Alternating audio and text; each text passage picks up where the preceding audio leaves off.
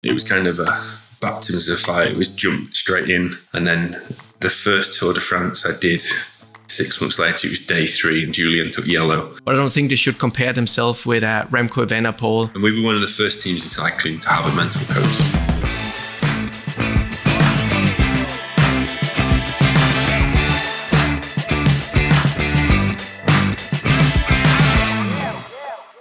Hey everybody, welcome to the Castelli podcast. I'm Søren Jensen, and let me tell you, I got a cracking episode lined up for you today. Now I know I say this a lot, but trust me, this one is truly special. So kick back, relax, and get ready to enjoy this one. I believe many of us often find ourselves sitting on our couches, watching cycling races, grand tours, classics, monuments, and wondering what really happens behind the scenes at a World Tour team. How do they handle the pressure from the outside world, especially in today's always on social media world where a PR disaster can strike at any moment? Not to mention they got to plan, execute and coordinate communication activations, social media, partner marketing campaigns and more. Our guest today is someone special, someone I had the pleasure of meeting almost 3 years ago doing one of my first meetings with the Soudal Quick-Step team. His name is Phil Lowe, press officer for one of the sport's biggest and most historical cycling teams in the World Tour. You might have caught a glimpse of him in the background at races or doing rider interviews. But today we got Phil sitting down with us to delve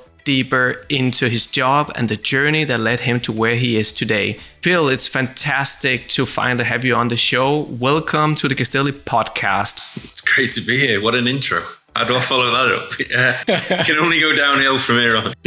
All right, Phil, let's kick things off by giving our listeners a glimpse into who you are, where you hail from, and how on earth you landed yourself a spot with one of the biggest teams in the World Tour.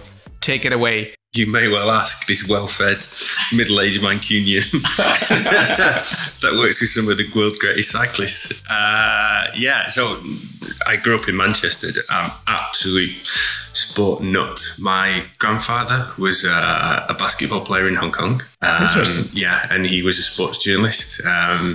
He always said, if you can't get a table in Hong Kong, tell him who your granddad was. And he said, you'll definitely get a table. So it's kind of in my blood. And and then funny enough, he went into the journalism side. What's the name of your grandfather? It doesn't translate. It's a Chinese name. But he was a beautifully kind man as well. My father moved over in 75 and then met my mother in Manchester. And then my grandparents moved from Hong Kong in the mid to late 80s, so my dad could look after them. So they didn't speak great English, so I kind of got to know them on an affectionate level, but not personally, because I couldn't have that conversation with them. Like I say, a beautiful man, and that's where my love of sport comes from. It's in my blood. So I played everything.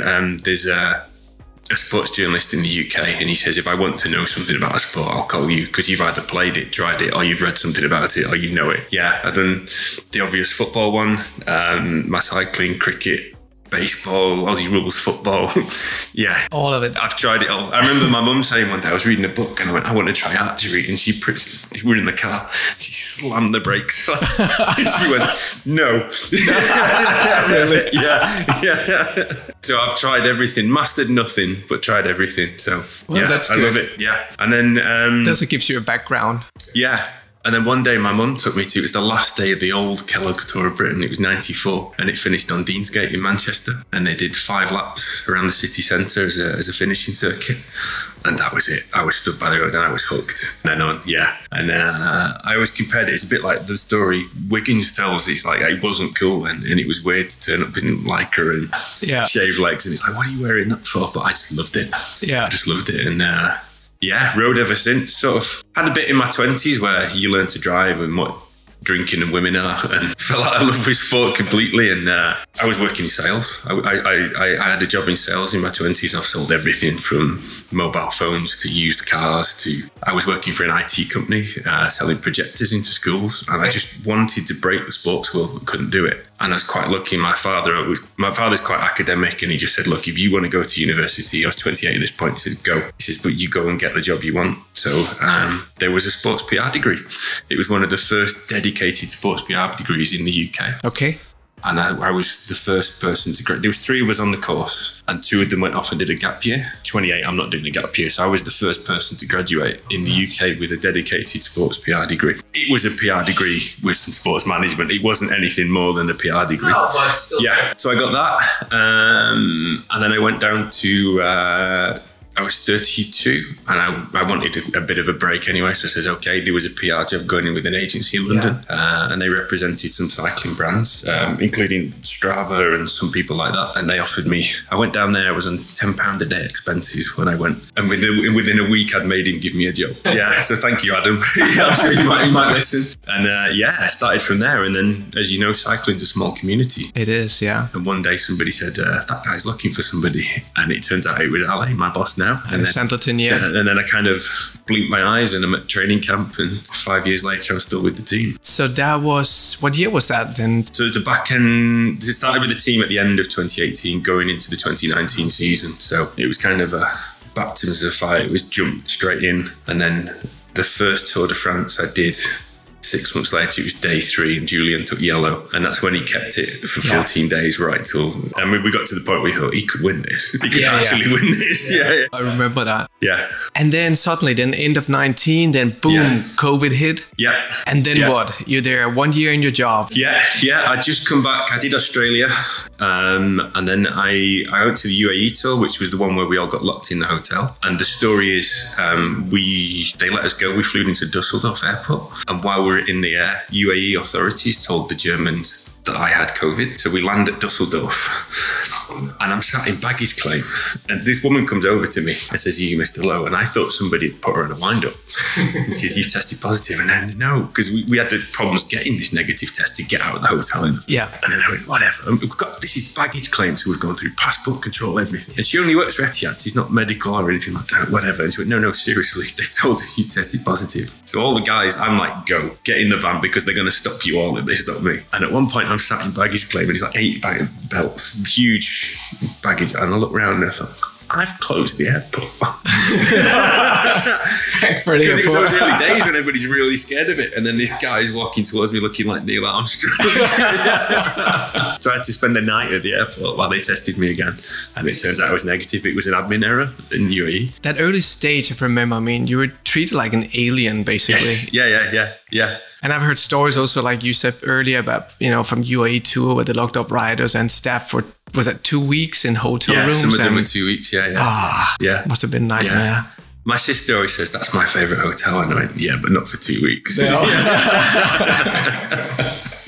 So then what? You got... So then went home, and then it was like, I actually think it was one of the most stressful periods of being in work, because you were at home, but somehow being in comms, we had to keep the team relevant. Yeah. And it's how do we be creative? How do we come up with ideas? So we did the whole, obviously everybody did all the virtual rides. And then we tried to come up with ideas like the Instagram lives. We were able to send Wout, our photographer, to the Belgian riders. And we were sponsored by De Koning at the time. So it had the De Koning link that we could take pictures through the windows and see life at home. It was having to think of things like that. And it was every day, how do we do something that's going to keep us relevant? Because otherwise, why would our sponsors pay us? Finding a way to keep the brand, the team, and sponsors happy and alive. And because every one of us were sitting on our couches or in our living rooms, soaking everything up on social, what happened. So no, it's the same thing we had to do also with Castelli, just reinvent ourselves. Then suddenly, the curtains were opened up. We were allowed to get out, or the whole, cycling schedule, the race schedule got, moved around. And and then what, with the first Tour de France? Yeah, that first tour that we went back, and it was special. We had day 2 where Julian took yellow again in Nice. So we had yellow again. And then there was we were with Sam Bennett, and that was just amazing what happened there, and keeping green with him. And being an Anglophile, I was quite close with Sam and his wife, Tara. And it was really nice to share that moment with him. And I have a lovely picture of me and him on the Champs-Elysees, no traffic, no fans. There's just me and him, and you can see the Arc de Triomphe in the background. And I really enjoyed working with Sam on that tour. And I still say the best lead out I ever saw was that day on the Champs-Elysees when Morkov led him out on that finish, and the whole team just drilled it. Yeah, no one else was going to win that day. I remember that. Yeah, but doing it with all the restrictions and everything was just, it was stress. It was stressful, and you guys being tested daily and... Yes, Yeah. Fans weren't allowed to go to the race, and everything was just different. Yeah. Yeah. Then up to 2021, there was also a lot of success in the year of 21. Yeah. But also you won one of the biggest monuments in your backyard, on your home ground, with Asgreen taking Flanders. Yes. How was that, and the feeling and everything for the team? I wasn't actually there for that one. My colleague did it, so I was watching from home, screaming the place down. I mean, I lived in an apartment in London, and my neighbours must have wondered what the hell was going on that day. I remember, again, going back to that tour the year before, and on the rest day, Sam said to me, he was doing some efforts, and Casper was sprinting with him to do the efforts, and he went, that guy can sprint. He can really sprint. And when it come down to it, I thought, just trust your sprint. You can do this. You can do it. Up again, Matthew Evenepoel. Yes, yeah. And I think, again, being a Brit in that era, there wasn't too much cycling on TV, but you knew about the tour. I think once I got sort of satellite television and watched Flanders, I thought, this is where I really love this sport. Yeah. And for somebody on my team to win it was amazing. Yeah. Yeah, it was amazing. This is one of the most successful teams in the World Tour. And also during the 4 years now that you've been working with the team, you already explained your feelings and emotions around some of the races. But also, I think with you and I, a beautiful moment we shared together up in Copenhagen was when Lampy, he took the yellow at the stage 1. Although that was the only time I've ever tested positive for COVID, and we didn't know I had it. No, we didn't know. I remember you and I were standing there, giving ourselves high fives and hugging each other. And then a few hours later, you told me I'm positive. COVID. But that was also a beautiful moment, that whole ride up there in Denmark, and Jacobsen winning on, I think, was day 2, wasn't it? Or? Yes, yeah. So, and then we got Remco taking the back-to-back on the Liège, La Vuelta, win the first Grand Tour win of the team. Yeah. 2 world's titles, and the list just goes on and on. What else do you say about him? Yeah. Do you say? Yeah. People often ask me, what's he like? Because it is exactly what you see on the television. I love working with him. I love working with all my riders, and I'm very lucky that it's obvious me and him have quite a special relationship. And it's just, whatever you see, the bullishness, the cockiness that people see, it's okay to have the confidence, but he's just a normal guy underneath. He's just a normal guy. I mean, every time I met him since day 1, he's just such a nice, humble person. Yeah. And that's why I told him also when meeting him when I just arrived here at the Calpe camp was I'm happy that he started his YouTube channel because he's, with his YouTube channel some people get to see who's the person behind Remco Evenepoel. No, he's really nice, always available.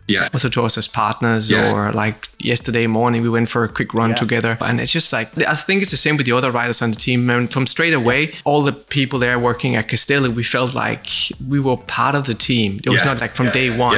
We were part of the Wolfpack. We were part of the family. And we told the guys straight away also, we need you to help us make our products better. So that's why all your constructive feedback is necessary. So even last night, I think it was 10:30 or something, I had Julian knocking my door here to the hotel room, asking for the bibs here because he'll be going then to Tour Down Under. And so, but it's great to have this relationship. I know, I won't say who or where, but somebody else who works in another sport, and they said they can't stand the athletes.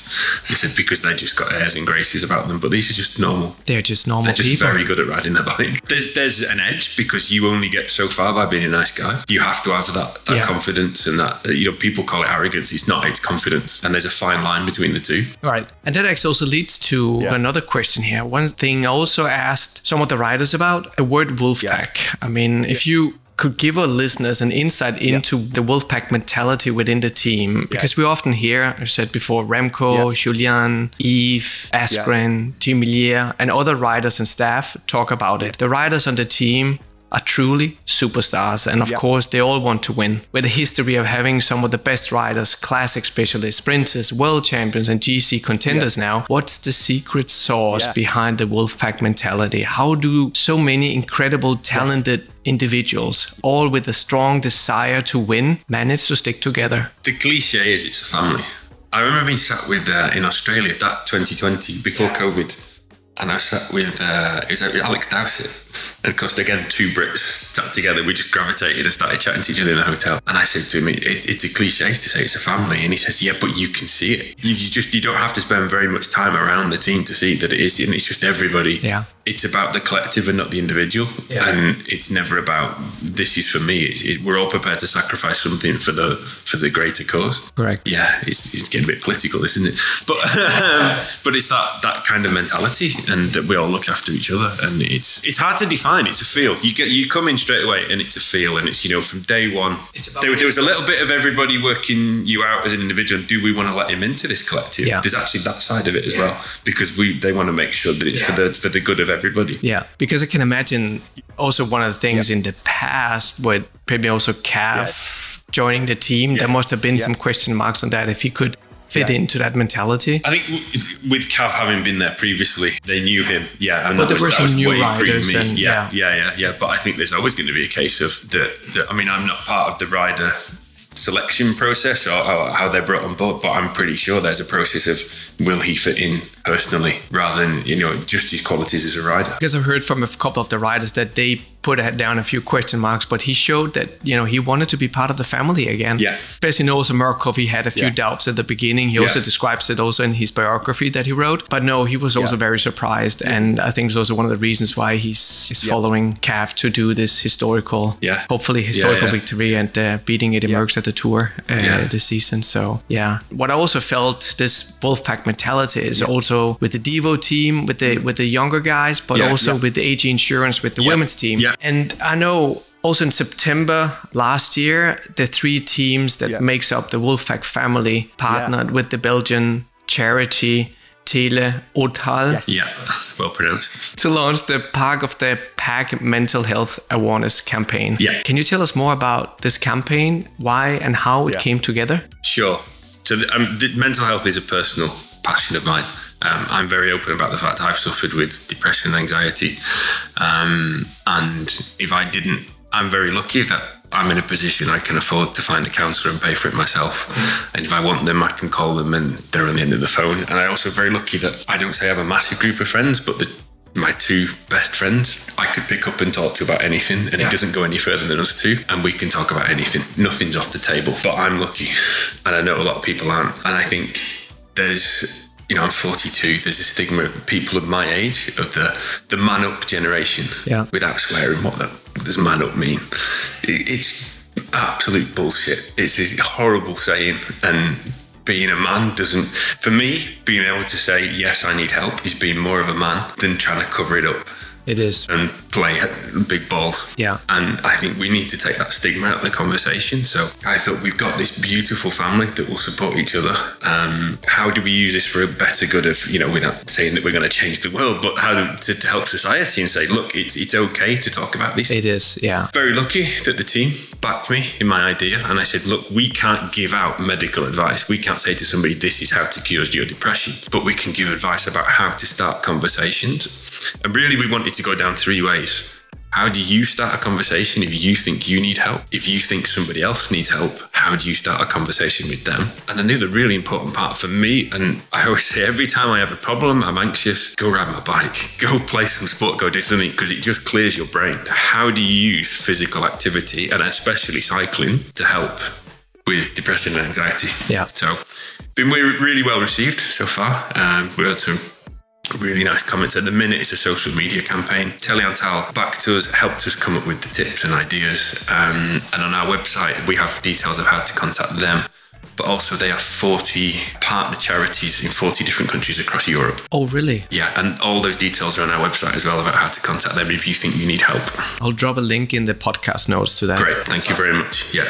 No, that's so important because that was actually my next question. So what do you do if you live outside of Belgium? Yeah. I mean, there are ways you can contact, different offices and people, but it's like you said, it's like taking that first step and also being recognized that this is something that is normal. It's not something that is strange, but it's something that is becoming, unfortunately, a lot more people in our society today, probably due to some of the social media and other pressure we have from around the world, and always thinking that there's this other perfect world. Grass is not always green on the other side. No, and it's, let's take it into cycling. I'm a 42-year-old balding man. I'm 103 kilos. And I stand next to people who are 60 something and think, I love riding my bike, but I'm never going to be that. But trying to compare myself to that is pointless. And I have this great life where I get to travel the world and go to the races I want to. Yeah. But I also look at other people and think, yeah, I'd love a bit of consistency though, and the fact that you get to stay home and see your friends and family. And everybody's always got something. So it's pointless comparing. Yeah. Because you'll always want the next thing. And it's about learning to just be, ambition is great. Yeah. And we get nowhere without ambition and saying, I want the next thing. But it's also not the be all and end all. And you don't have to kill yourself to get everything. Very important. And I'm super happy that you launched this campaign. Yeah. Talk to the team about it. If you look between the 3 teams, how many riders do we have in total? So, I mean, the men's team's got 27. I think there's 16 on the men's Devo team. Couldn't tell you the exact numbers on the women's team, but yeah, you must be pushing nearly 100 riders then by that point. So yeah. So they also know about it, and they had instructions or courses about this. Presentation has been something that's been talked to them about, openly in. And we were one of the first teams in cycling to have a mental coach, to have a sports psychologist who would help with those kind of things. And again, Michael Visage, our mental coach, he was very, very active in helping us build the campaign and making sure the tone was right and the wording, because obviously that's something it's really, you'll be really careful with this subject. But have it happened in your experience on the team that maybe some of the coaches or DSs knew there was a rider who needed some help, but the rider didn't reach out? You could tell just from the body language. Yeah, I'm not quite sure about whether they didn't need help, but I know there's examples of times where there's had to be conversations about stuff, and again, these are normal people, and that's what you learn. And they all have things going on at home. Yeah. And they all have this pressure and that pressure and that. And because there's so much pressure on these guys, and they're on the road 200 plus days a year. Yeah. And then you got the family at home, the pressure also have to perform. And and then the social media life is also another thing. So no, hopefully we're going to see a lot more of this in the future, a lot more people committing to this project, but also raising the hand when they need help. Yeah, absolutely. In general, especially younger guys today, because we see a lot of the younger talents. You look down to like people today in 19 years of age or 20, they already think that they're superstars. But I don't think they should compare themselves with Remco Evenepoel, Pogacar, those guys younger, super talented. It's like if you don't win your first race or get a WorldTour contract before you're 23 years old, it doesn't mean that it's the end of the world. No. So, and that goes down on every level. It's not just sport. You're comparing your life. Your mate's got a gorgeous wife or something like that. Doesn't matter. Doesn't matter. No. You might meet the love of your life 10 days before you die. Doesn't matter. You enjoy those 10 days. Right, correct. Yeah. No, I like that spirit. Yeah. I like that spirit. Yeah. Phil, we're getting close to, because you've only got a few more minutes, right? It's busy times at it's training camp. Yeah, it is. What is the most difficult decision you had to make during your career here at Soudal Quick-Step? That's a good one. Oh, you stumped me there. There's lots. It's a very rich. I think people outside of Belgium in particular, or countries like Denmark, Italy, they have no idea how big this sport is. In the UK, I might talk about it and they'll say, football, and I love my football, as you know. And it's like, no, you don't understand. There's 2 big Flemish newspapers in Belgium. There's 2 big French-speaking Walloon newspapers. Correct. Yeah. And the hardest decisions is sometimes, right, you've got one interview. How am I going to do this? How am I going to place them in those places? And I think it's about being strategic and how to do it. I know you're really good at that. Also handling, I'm not saying crisis, but when the heat is on, everyone are calling you, and you're always really good at just keeping things relaxed and coordinated and only with. Well, I often think if I panic, what's the rider going to do? Right. Yeah. So it's like I've got to stay cool. I've got to be okay. Yeah. If you panic, you also make terrible decisions. Yeah. I wish I could take this in my personal life. But I try to find a balance. Yeah. And again, going back to the all the publication, and it's right, okay, you might get this time, but I promise you next time, you're getting this, and it's trying to find that balance between everything. What's the point in losing it? Yeah, because you're not going to gain anything out of it. No, you're not. When I worked for the phone retailer, I sent, and somebody will recognize this. It was called the 5 rules they had of the company, and I loved it. One of them was nothing is gained by winning an argument and losing a customer. Let's stick with that then. Yeah, there's no point arguing about it. Find a common ground, fine. But an argument's going to get you nowhere. Correct. I mean, there are a lot of people behind the scenes. I mean, you got the social media guy, you got a photographer, videographer. Yeah. And then you also have another person helping you out also at races. And because of course you cannot be at all the races. It also takes a lot of coordination, and you are, on 24/7. Yeah. Do not disturb on my phone is the best setting. It's possible. Yeah. After a certain time at night, it's like, nope. And you often sort of think, has anybody been caught doing something they shouldn't have been? No. Is anybody dead? No. Right, I'll talk to you tomorrow. Okay. And then we're talking about, then we have the riders, and then we have all the partners just like ourselves. Yeah. And I know also even this podcast is one of the episodes that you have to approve before I give it a listen to, So, I mean, there's so many things. Yeah. It's you're always jungling with a lot of balls in the air at the same time. So, but it's exceptional, isn't it? I don't want to pick out anybody's job that and diminish it, but there's a lot of worse jobs that I could do in the world, right? And I do something that I love and I care about. There's a night. My sister works for a professional sports team and a football team in the UK, so the stature they have there. But there is a night every year just before the Tour de France, and I'm getting goosebumps thinking about it now. And she just sent me a text saying, "You're going to live your dream tomorrow." And it's like, yes, I know I am. I even get goosebumps just hearing that phrase. You take everything on board because I get to live the dream I've had since I was a little boy. So No, it's beautiful. I mean, that's the true passion, for the sport and for what you do, and you found your place. Yeah. So last question here, Phil, because you gotta go. Can you share your perspective on the future of professional cycling and the changes you would like to see in the sport? Whoa. How long we got? It's difficult. I think because it's not a stadium-based sport, there's not that natural income outside of the TV rights and the traditional setup that the income has had from the sport. Yeah. It's difficult to enacting change. It's great saying this is a good idea, but enacting it's really difficult because you're asking to change the whole culture and setup of something that's gone on for 150 years now. And we're not going to change that overnight. Without going into it, the activities that happened with this team over the autumn showed that this isn't sustainable. Something needs to change. Quite what that is way above my pay grade and how that will work. But I think that there needs to be a more sustainable model to say you have a future for 4 years and then a team as historic as this one could disappear overnight. Yeah. How is that right? It's, you wouldn't get rid of one of the Manchester football clubs or the Milan football clubs overnight because one of them didn't have a sponsor. And it's like, no, that doesn't work. So it's something I always thought that a lot of sports fans don't understand is you need competition for sport to work.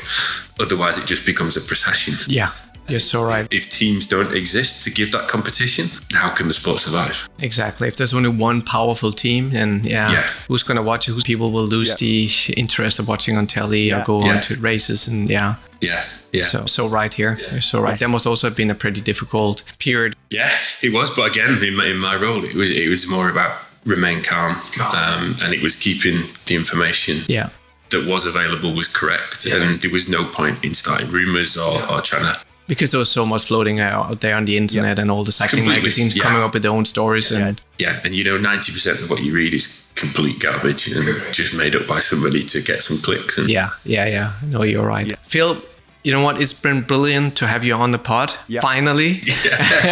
I've enjoyed it. Yeah. I hope there's an episode 2 somewhere down the line. Yeah. Well, let's do one here in a 6 months time or something. Okay, definitely. Then we also can follow up on some of the topics that we discussed here today. This was awesome. Phil, thank you so much, man. Thank you for joining us. Thank you for having me. Let's go downstairs. You got your meeting and I got another meeting with Frey and Alexander. This is how it goes at training camp. This is how it goes, Cool. Thank you, man. Thanks, Soren. Take care.